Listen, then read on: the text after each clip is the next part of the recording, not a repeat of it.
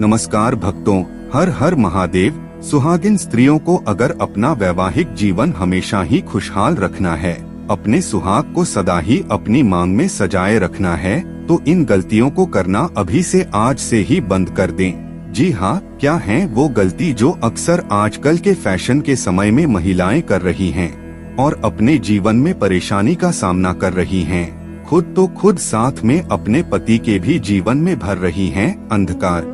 जी हाँ, सुहागन महिला का श्रृंगार उसके पति से जुड़ा हुआ होता है, ये तो आप सभी जानती ही हैं। जी हाँ, हमारे सनातन धर्म में सुहागिन महिलाओं द्वारा किए गए 16 श्रृंगार को सुहाग की निशानी माना जाता है।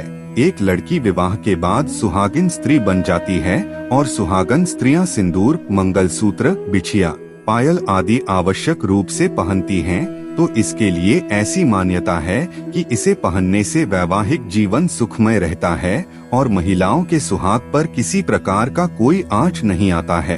अब ऐसे में श्रृंगार करते समय कुछ बातों का आपको विशेष ध्यान रखना बेहद जरूरी है, जो आज हम इस वीडियो के माध्यम से आपको बताने जा रहे हैं। वीडियो को बीच में छोड़कर ना जाए, पूरी जानकारी आप आज यहाँ ग्रहण करें। कम से कम अपने सुहाग के लिए आप इतना तो कर ही सकती हैं। तो आइए जानते हैं कि सुहागन स्त्रियों को श्रृंगार करते समय किन किन विशेष बातों का ध्यान रखना चाहिए। मित्रों, स्त्रियों को जीवन में शुभ फल की प्राप्ति के लिए भारतीय संस्कृति में विवाहित महिलाओं द्वारा सिंदूर लगाने की परंपरा चली आ रही है। ऐसा माना जाता है कि जो महिला अपनी मांग में जितना लंबा सिंदूर लगाती है, उसके पति की उम्र उतनी ही लंबी होती है।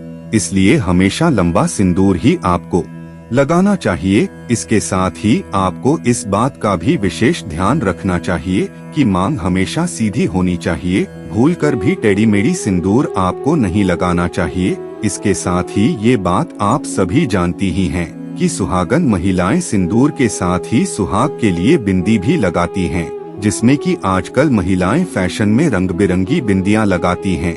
लेकिन सुहागिन महिलाओं को हमेशा लाल रंग की बिंदी लगानी चाहिए। यही लाल रंग की बिंदी सबसे उत्तम मानी गई है।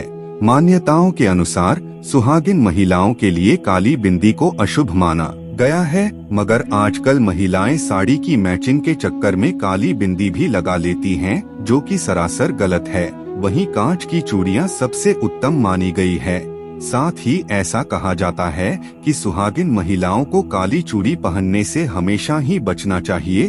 फैशन के चक्कर में, मैचिंग के चक्कर में भूल से भी ऐसी गलती ना करें कभी। साथ ही इस बात का भी ध्यान रखें कि मंगलवार और शनिवार के दिन कभी चूड़ियां न खरीदे।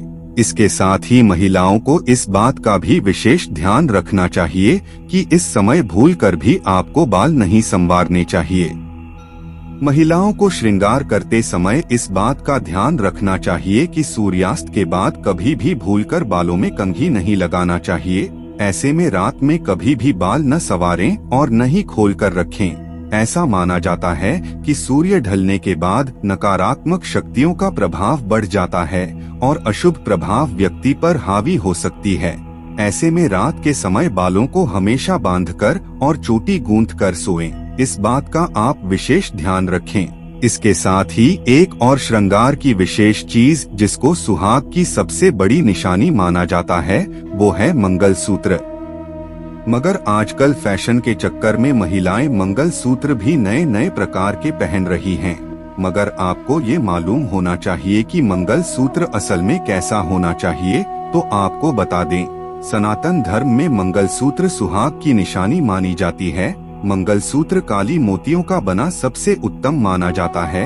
यह पीले धागे में पिरोया हुआ होना चाहिए, क्योंकि पीला रंग देव गुरु बृहस्पति का प्रतीक माना जाता है। इससे वैवाहिक जीवन सुखमय रहता है। वहीं मंगलसूत्र के काले मोती विवाहिता को नकारात्मक ऊर्जा से बचाने का कार्य करती है।